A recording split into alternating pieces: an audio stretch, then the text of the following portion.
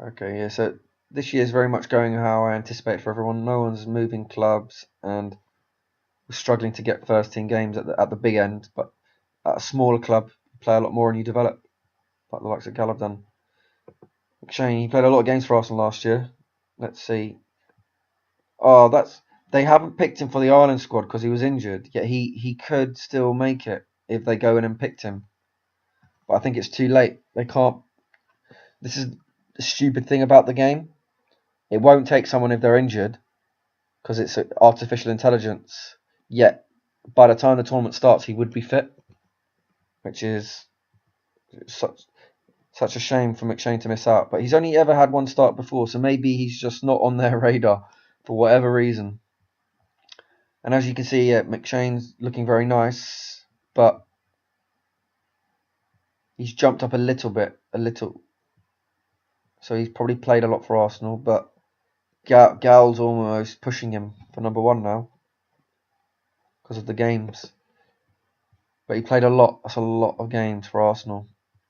He only missed 5 games in the league. It just makes me think Ireland aren't picking him because this injury is probably not that severe. It was 6 weeks. Okay. So maybe this happened in the time when Ireland picked the team news and he wasn't. Ireland just said no, we're not. He's injured. We can't pick him. It's just frustrating. That's why sometimes I want to just be the manager on the international stage and so I can just get everyone in the squads. So like pick you boys for England, just force you in there basically, and then resign and let the computer do the games. But I want to be like Jacob and I bring you to the island, but I let events play out and unfold by themselves. So let's see if they've it's still 91 mil. Thought they might have given him a new contract. Still quite cheap for Arsenal. He's a first team player and he's only getting 25k. He's still got a few years to run, so that won't needs to renegotiate that. It probably will at some point. But he looks like he'll be an Arsenal player for a long time. Can't remember what his average rating was. That's good. It's good. It's a big improvement considering. Where did Arsenal finish? He's done well with no red cards for that position. Achievements. Sorry guys. I know I look rubbish when I'm using the mouse, but from what you don't know is that I'm viewing this Football Manager on a really small windowed screen, so everything's very fiddly for me. So he got his first cap finally at the age of 21, 3 years after myself and Connor, against Latvia. But it's incredible. I don't know why he's not playing more games for Ireland.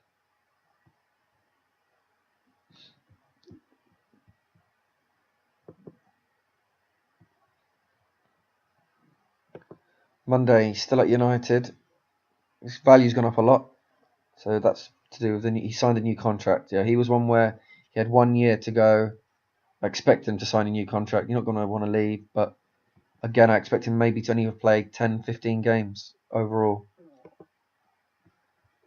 10 games overall. 7 starts, 1 goal. He's very much one for the future for United, but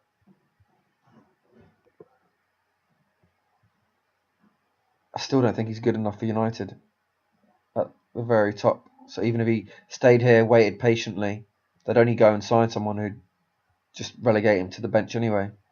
So I'd prefer him to leave, but I think he's just going to be one of those wasted talents. He's played 2 England games. Where would they have been playing him? Which wing? Oops. He's got that as well. Monday's going to be a bit boring to analyse now because he's not going to improve that much unless he plays more. And he's just going to stay at United maybe for a couple of years because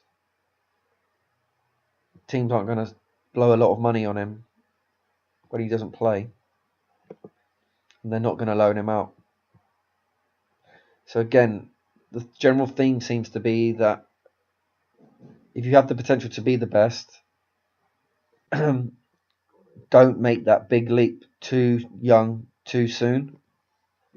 go to a team where you're going to play, refine your skills, develop, then move to a bigger club later in life, maybe 23 onwards, 24, 25.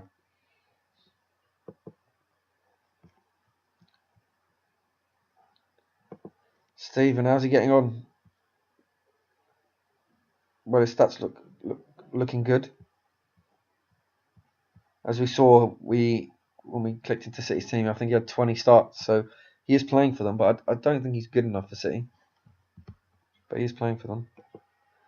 You have to think City are like the 6th best team type thing, so they're not like an absolute juggernaut. They're not blowing money like they can do in previous seasons because of the financial fair play. But it's good considering he didn't have a game, and there was worries that he could just retire because he's not going to ever play. He's got the potential. Look at the average ratings, very, very good. That's a great rating for a midfielder. It's very hard to find just midfield centres that have good average ratings because they tend to do things in the game which doesn't reward average ratings like goals or assists. They just more move the ball on, tackling, this type of stuff. So that's very good. 11 league starts. Happy with that at this age, but to really kick on, like I keep repeating, you need that 25 to 30 games at this age.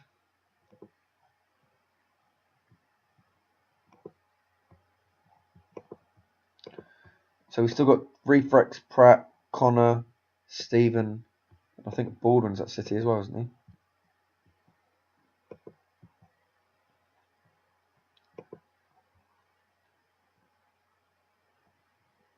Broken arm. You and Gal must have had an arm wrestle.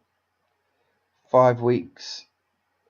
So he's out for almost 2.5 months. But these are just the actual length of the injuries. Then you've got to factor in rehabilitation for match fitness, that type of stuff. So these ones can be annoying because they look like 5 weeks, but they run into like 6 or 7. That's good. So yeah, I didn't give up on Steve. I always had faith that it'd come good, and he's probably looking like the best of the midfielders. I haven't seen obviously Nick and Ross yet, but I remember saying even though Ross was a lot higher on certain things, I'd rather have had Steven just because he was more malleable, could mould him into a good player. But I'm not sure about advanced playmaker. I just have him as just a passer, deep line, just to get the ball to my more skillful players to cause damage, but get him winning the ball and spreading it quickly. So being a good team in real life like Arsenal, if someone had him like an Arteta. Nick, he's still bloody at Roma. I'm just getting sick of looking at him at Roma and that. So what I might do in future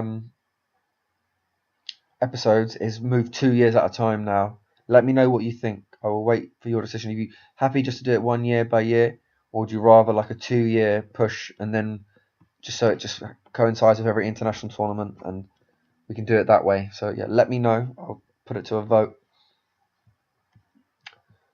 But potentially 1 or 2 things have gone up, like strength, long shots. So maybe he has played a handful of games, but even that's not going to justify pushing him up. So that's a whole 4 seasons of Serie A, 4 games, and that came off the bench. So it wasn't even a start. And I don't know if that was a start either, or if those were subs. So he might not even had a full debut in 4 years. So he's just wasted, absolutely wasted. No one's coming in for the loan though, so I don't know what more Roma could do in terms of they should just force sell him, but he's so cheap. Made 1 international appearance. I don't know if you're on holiday, so that would mean you're not in the Euros or Greece didn't qualify. It's disappointing. Just Nick's not going to be interesting until he leaves Roma, and then we can just see how it unfolds. Let's check his injuries. So he had 1 month out all year. He doesn't play much, so he's not going to get injured too much because of not physical games.